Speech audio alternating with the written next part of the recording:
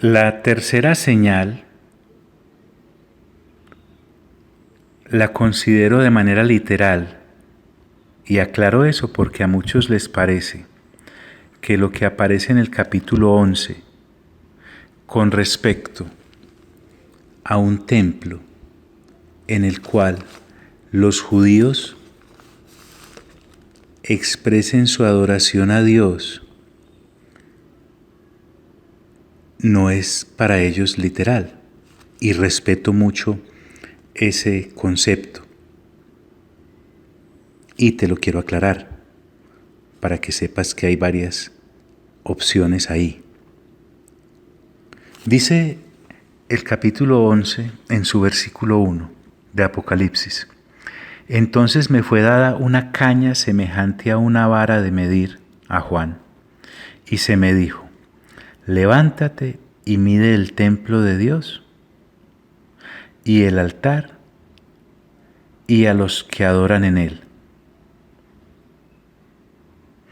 Pero el patio que está fuera del templo, déjalo aparte.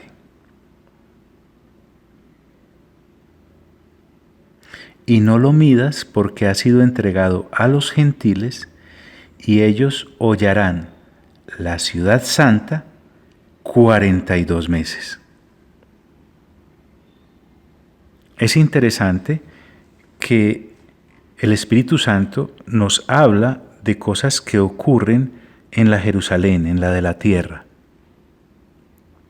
Tanto es que en el versículo 8 de este mismo capítulo habla de Jerusalén como la gran ciudad, que en sentido espiritual se llama Sodoma y Egipto por la depravación en la que estará sumida, y aclara, donde también nuestro Señor fue crucificado. Y para nosotros es pues supremamente claro y evidente que el Señor fue crucificado en Jerusalén. Entonces, si ha de darse una reconstrucción o una construcción de un templo en donde el pueblo judío adore, pues aún no lo vemos. Puede que lo tengan en piezas, como un Lego, para armarlo en cualquier momento. Pero recordemos que para los no creyentes judíos en Cristo Jesús, para ellos el Señor Jesús pues no fue el Mesías. Para ellos el Señor Jesús no fue Dios encarnado. Sí, muchos creyeron y muchos han creído durante todas estas generaciones hasta acá, y seguramente muchos judíos creerán de aquí en adelante hasta que el Señor retorne, pero otros no. Entonces para ellos es una empresa a cumplir el reconstruir un templo donde puedan otra vez celebrar sus sacrificios. Claro, porque nosotros debemos estar también muy atentos a lo que ocurre en Jerusalén, que realmente es como el reloj de Dios para lo que le ocurre a la tierra. Sí, necesitamos entender eso, para que no nos cojan por sorpresa los eventos finales. Es más, pareciera que debe haber un templo porque vamos a ver que se manifiesta alguien, un falso líder, el inicuo, como lo llama las Sagradas Escrituras, a tal punto que en 2 de Tesalonicenses capítulo 2 versículo 4 dice que ese hombre de pecado se opone y se levanta contra todo lo que se llama Dios o es objeto de culto. Observe esta parte B del versículo 4 de 2 de Tesalonicenses capítulo 2.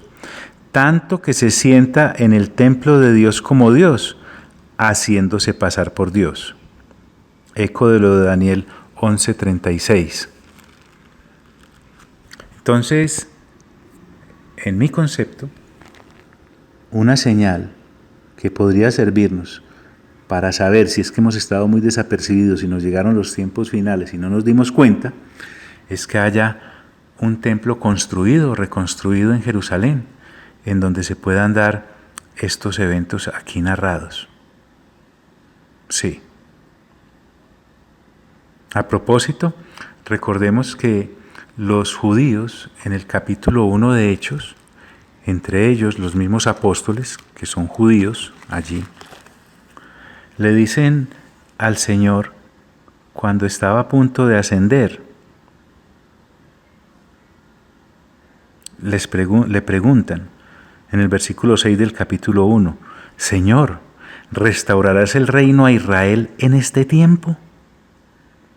Entonces pareciera conjugarse ese anhelo del pueblo judío como tal, como etnia, creyentes en Dios, mas no en Cristo Jesús, ahora en los discípulos que también están esperando la restauración del Israel, el terrenal, cosa que, como algunos piensan, puede darse en lo que nosotros ya vimos como el milenio, pues el Señor estará sentado allí sobre Jerusalén, en el monte Sión, y desde allí dispensará justicia a toda la tierra durante 1000 años. Entonces pensemos, permitámonos pensar de que esa restauración es real. Pero el Señor Jesús le respondió a los discípulos hace 2000 años, no os toca a vosotros saber los tiempos o las sazones que el Padre puso en su sola potestad. Es decir, ese asuntito del reino de Israel restaurado y del templo posiblemente construido, reconstruido, está en potestad de Dios. Pero quisiera que lo consideráramos como una de las señales de los tiempos finales que se debe dar y se debe cumplir. Bueno, por hoy te envío un fuerte abrazo y te deseo el mejor de los días.